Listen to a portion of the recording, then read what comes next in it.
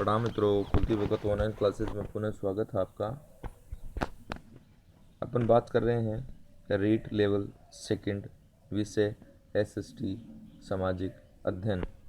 आपका आज का जो टॉपिक है ये है राष्ट्रपति, और राष्ट्रपति से महत्वपूर्ण जो वस्तुनिष्ठ प्रश्न हैं उनके बारे में अपन बात करेंगे। पहला प्रश्न है, संविधान के अनुसार भारत का राष्ट्रपति कितने कार्यकाल के लिए निर्वाचन में भाग ले सकता है?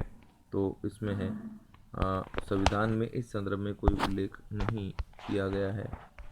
2 नंबर का प्रश्न है, संविधान के अनुच्छेद 356 से संबंधित निम्नलिखित कथनों पर विचार कीजिए। तो 2 नंबर का है, इसके अंदर देखिए आपका है ये हो जाएगा केवल 2, 3, 4 जो हैं ये सही कथन है। तो 2, 3 और 4 कथन है, ये देख लेते हैं अपन। 2 नंबर का कथन देखिए, इस अनुच्छेद के अंतर्गत की गई उद्घोषणा का उच्चतम न्यायालय द्वारा न्यायिक पुनरावलोकन किया जा सकता है। 3 नंबर का है, इस उद्घोषणा के साथ ही राज्य विधानसभा भंग की जा सकती है। नेक्स्ट चौथा है, इस उद्घोषणा को 2 माह के भीतर संसद के प्रत्येक सदस्य से अनुमोदन किया जाना चाहिए। अब देखिए 3 नंबर का प्रश्न है, ये देखेंगे, भारत के गणतंत्र दिवस पर सशस्त्र सेनाओं की परेड की सलामी लेते हैं। तो आपका जो राष्ट्रपति हैं वो लेते हैं। कौन लेते हैं? राष्ट्रपति लेते हैं। अब देखिए 4 नंबर का प्रश्न है, राष्ट्रपति के निर्वाचन मंडल के सदस्य होते हैं। तो राष्ट्रपति है ये निर्वाचन मंडल के सदस्य हैं। इसमें हो जाएगा आपका चौथा ऑप्शन 1, 3 और 4। तो 1, 3, 4 में देखिए संसद के दोनों सदनों के निर्वाचित सदस्य, और तीसरा नंबर का देखिए सभी राज्यों की विधानसभाओं के निर्वाचित सदस्य, और चौथा है दिल्ली और पुदुचेरी विधानसभाओं के निर्वाचित सदस्य। तो इसमें 1, 3 और 4 का सही हो जाएगा, यानी चौथा ऑप्शन सही है। अब देखिए 5 नंबर का है, राष्ट्रपति के उम्मीदवार के लिए क्या आवश्यक नहीं है? तो 5 नंबर में है 2 का पढ़ा लिखा होना। 6 नंबर का प्रश्न है, ये है, राष्ट्रपति 5 वर्ष तक अपने पद पर रहता है तो अपने पद ग्रहण करने के दिन से। 7 नंबर का प्रश्न है, राष्ट्रपति का रिक्त स्थान भर लिया जाना चाहिए। तो 7 नंबर में है 6 माह के अंदर। 8 नंबर का प्रश्न है, ये देखें आप, राष्ट्रपति और उपराष्ट्रपति की अनुपस्थिति में राष्ट्रपति का कार्यभार कौन संभालता है? तो ये संभालता है सर्वोच्च न्यायालय का मुख्य न्यायाधीश। अब देखिए 9 नंबर का प्रश्न है, राष्ट्रपति लोकसभा को कब भंग कर सकता है? तो राष्ट्रपति लोकसभा को भंग कर सकता है केंद्रीय मंत्रिमंडल की अनुशंसा पर। अब देखिए 10 नंबर का प्रश्न है, भारतीय संसद का संयुक्त अधिवेशन निम्न में से कौन एक बुला सकता है? तो 10 नंबर में है आपका राष्ट्रपति बुला सकता है। 11 नंबर का प्रश्न है, ये देखेंगे आप, निम्नलिखित में से राष्ट्रपति किसकी नियुक्ति करता है? तो उपयुक्त सभी की नियुक्ति करता है। इसमें भारत का महान्यायवादी, नियंत्रक, महालेखा परीक्षक और राज्य के राज्यपालों की नियुक्ति राष्ट्रपति करता है। 12 नंबर का प्रश्न, राष्ट्रपति राष्ट्रीय आपातकाल की घोषणा कर सकता है। तो देखिए आपका है ऊपर वर्णित सभी कारणों के आधार पर, यानी उपयुक्त सभी हथियारबंद विद्रोह के आधार पर, बाह्य आक्रमण के आधार पर और युद्ध के आधार पर, यानी उपयुक्त सभी हैं। 13 नंबर का प्रश्न, प्राय किसकी सलाह पर राज्य में राष्ट्रपति शासन लागू किया जाता है? तो देखिए 13 नंबर का प्रश्न है, ये आपका जो है हो जाएगा राज्यपाल की अनुशंसा पर। 14 नंबर में देखिए, राष्ट्रपति शासन अधिकतम लगाया जा सकता है। तो राष्ट्रपति शासन अधिकतम लगाया जा सकता है 3 वर्ष के लिए। 14 नंबर का प्रश्न है, ये देखिए, भारतीय संविधान भारत के राष्ट्रपति को अधिकार नहीं देता है। तो क्या नहीं देता है? 15 नंबर में है 2 का राज्यों के मुख्यमंत्री की नियुक्ति का अधिकार नहीं देता है। 16 नंबर का प्रश्न है, भारत के राष्ट्रपति को यह अधिकार नहीं प्राप्त है कि वह 16 नंबर में 2 का है सर्वोच्च न्यायालय के न्यायाधीश को हटाए। 17 नंबर का प्रश्न, संसद के लिए राष्ट्रपति का अभिभाषण कौन तैयार करता है? तो संसद के लिए अभिभाषण कौन तैयार करता है? केंद्रीय मंत्रिमंडल। 18 नंबर का प्रश्न देखिए, भारत के राष्ट्रपति के पास कौन सी वीटो शक्तियां होती हैं? उपयुक्त सभी हैं। पूर्ण निषेध, पॉकेट निषेध, निलंबित निषेध। 19 नंबर का प्रश्न है, भारतीय संविधान के अनुसार देश का प्रथम नागरिक कौन होता है? तो कौन होता है साहब? राष्ट्रपति होता है। 20 नंबर का प्रश्न है, भारत में राष्ट्रपति चुनाव लड़ने वाली पहली महिला का नाम है, ये क्या है? तो पहली महिला का नाम है लक्ष्मी सहगल। 21 नंबर का प्रश्न है, ये देखिए, निम्न में से कौन राष्ट्रपति होने से पूर्व भारत के उपराष्ट्रपति पद पर नहीं रहा था? तो 21 नंबर में 3 है, ये है नीलम संजीव रेड्डी। 22 नंबर का प्रश्न है, भारत के चौथे राष्ट्रपति हैं, ये कौन थे? तो 22 नंबर में है डॉक्टर जाकिर हुसैन। अब देखेंगे 23 नंबर का, भारत के राष्ट्रपति ने जिस एक मात्र मामले में अपना वीटो की शक्ति का प्रयोग किया था वह था? तो 23 नंबर में है, यह है भारतीय डाकघर संशोधन विधेयक। 24 नंबर में देखेंगे आप, उपराष्ट्रपति अपने मत का प्रयोग कब करता है? तो 24 नंबर में आपका है मतों के बराबर रहने की स्थिति में। 25 नंबर का प्रश्न देखिए, संविधान संशोधन से संबंधित निम्नलिखित कथनों पर विचार कीजिए। तो आपका 25 नंबर में है, ये 2 का है, संविधान 25 नंबर में आपका 2 का है, 1 और 4 सही है। तो 1 और 4 सही है इसके अंदर, तो देख लेते हैं। पहले तो 1 का पढ़ लेते हैं। अनुच्छेद 368 में संविधान संशोधन की 2 विधियों का उल्लेख है, ठीक बात है। और अब 4 का देखते हैं, तो ये सही है इसके अंदर। राष्ट्रपति संविधान संशोधन विधेयक पर निषेधाधिकार का प्रयोग नहीं कर सकता, ये सही है साहब। अब देखिए 26 नंबर का, राज्यसभा का सभापति कौन होता है? तो 26 नंबर में है, ये है उप राष्ट्रपति होता है। 27 नंबर का प्रश्न है, भारत के उपराष्ट्रपति को उसके कार्यकाल की समाप्ति से पहले कौन हटा सकता है? तो 27 नंबर में है 3, संसद के दोनों सदन। नेक्स्ट है, राष्ट्रपति द्वारा जारी एक अध्यादेश संसद के सत्र शुरू होने के बाद कितने समय तक रखा जाना चाहिए? तो 28 नंबर में है 6 माह तक।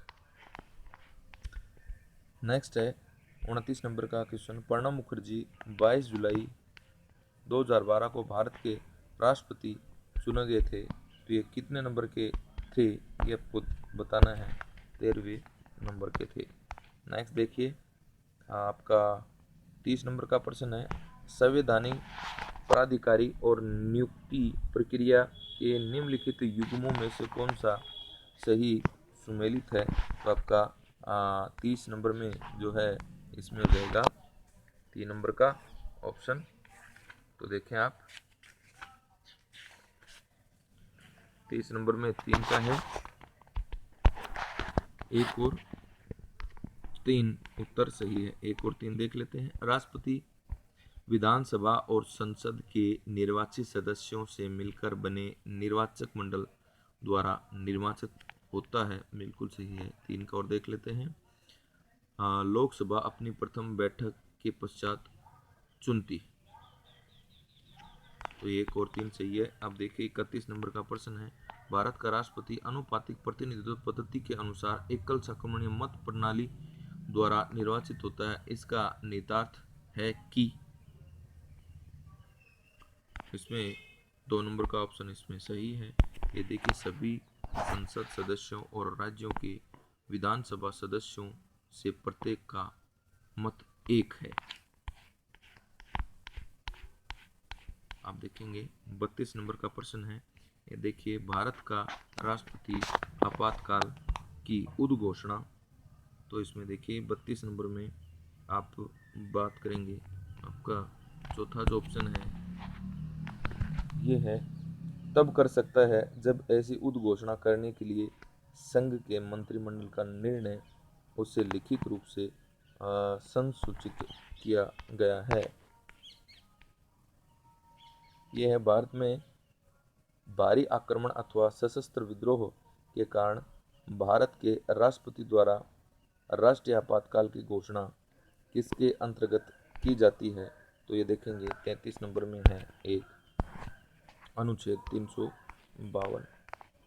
34 नंबर का जो प्रश्न है यह है भारत के राष्ट्रपति पर महाभियोग चलाने के लिए कम से कम कितने दिन पूर्व की सूचना आवश्यक है। तो ये है आपका 14 दिन पूर्व की सूचना आवश्यक है। नेक्स्ट है 35 नंबर का प्रश्न है, ये देखिए भारत का उप राष्ट्रपति, और 35 नंबर में भारत का उपराष्ट्रपति है, इसमें आपको देखना है 35 नंबर में चौथा सही है, राष्ट्रपति के रूप में कार्य करता है यदि राष्ट्रपति त्याग पत्र देता है या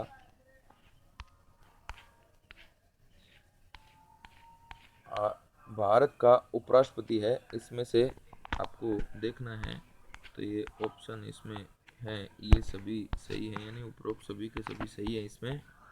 तो क्या है, भारत का द्वितीय उच्चतम प्रतिष्ठित अधिकारी है उपराष्ट्रपति। उपराष्ट्रपति के पास अपने पद से जुड़ा औपचारिक कार्य नहीं है, ठीक बात है।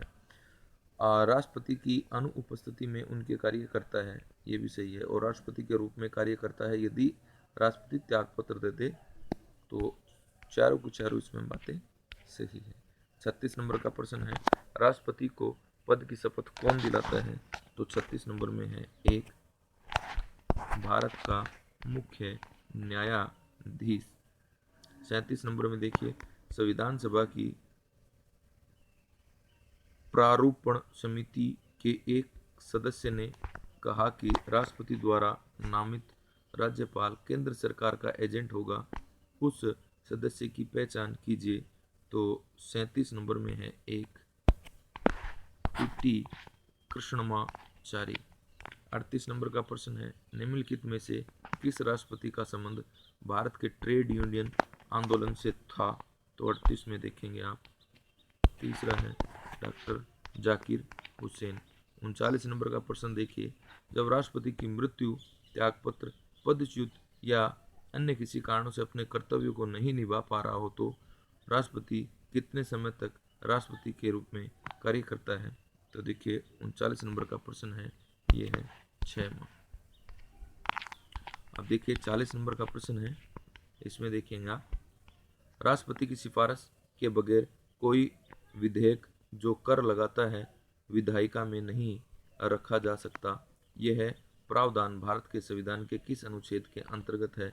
तो 40 नंबर में आपका है, ये है 117 के अंतर्गत है। अब देखेंगे 41 नंबर का प्रश्न है, उच्च न्यायालय के मुख्य न्यायाधीश की नियुक्ति कौन करता है।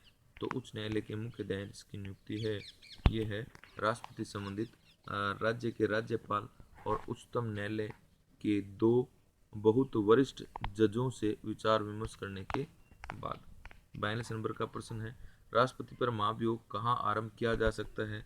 तो महाभियोग है, ये है संसद के किसी भी सदन में। 43 नंबर का प्रश्न है, भारत के राष्ट्रपति को स्वेच्छा निर्णय अधिकार यानी विवेकाधिकार के अंतर्गत क्या प्राप्त है। तो 43 नंबर में है, ये है प्रधानमंत्री की नियुक्ति। अब 44 नंबर का प्रश्न है, ये देखेंगे आप, राज्यपाल राज्य में राष्ट्रपति शासन लगाने की सिफारिश कर सकता है। तो ये 44 नंबर में है चौथा ऑप्शन, यदि उसे इस बात का समाधान हो जाता है कि उस राज्य का शासन भारत के संविधानों के उपबंधों के अनुसार नहीं चलाया जा सकता। 45 नंबर का प्रश्न है, राष्ट्रपति और उपराष्ट्रपति के निर्वाचन से उठने वाले निर्वाचन विवादों का निस्तारण कौन करता है। तो 45 नंबर में है आपका 3 का, ये है भारत का उच्चतम न्यायालय। अब देखिए 46 नंबर में अपन बात करेंगे, तो देखेंगे संविधान का अनुच्छेद 239 के ख के प्रावधान करता है। तो देखिए 46 नंबर में है आपका तीसरे नंबर का ऑप्शन सही है। राष्ट्रीय राजधानी राज्य क्षेत्र के संवैधानिक तंत्र के विफल हो जाने की दशा में उपबंध है। अब देखिए 47 नंबर का प्रश्न है, ये देखिए इसमें से किस राष्ट्रपति ने लगातार 2 बार राष्ट्रपति पद संभाला था? तो किसने संभाला था? इसमें 47 में आपका हो जाएगा डॉक्टर राजेंद्र प्रसाद। अब देखिए 48 नंबर का प्रश्न है, राष्ट्रपति मुख्य चुनाव आयुक्त एवं चुनाव आयुक्तों को नियुक्त करते हैं। तो 48 नंबर में आपका 2 का ऑप्शन हो जाएगा, ये है 6 वर्ष या 65 वर्ष की आयु तक दोनों में से जो भी पहले हो। निम्नलिखित में से कौन विधिक व्यक्ति नहीं है? तो आपका 49 में हो जाएगा भारत का राष्ट्रपति। अब देखेंगे 50 नंबर में राष्ट्रपति के पुनर्निर्वाचन के लिए कौन पात्रता का प्रावधान करता है? तो ये देखेंगे आपका 2 है अनुच्छेद 57 के अंतर्गत। तो ये जो प्रश्न थे ये राष्ट्रपति से संबंधित थे। इसके बाद अपन अगले टॉपिक में मिलेंगे। धन्यवाद।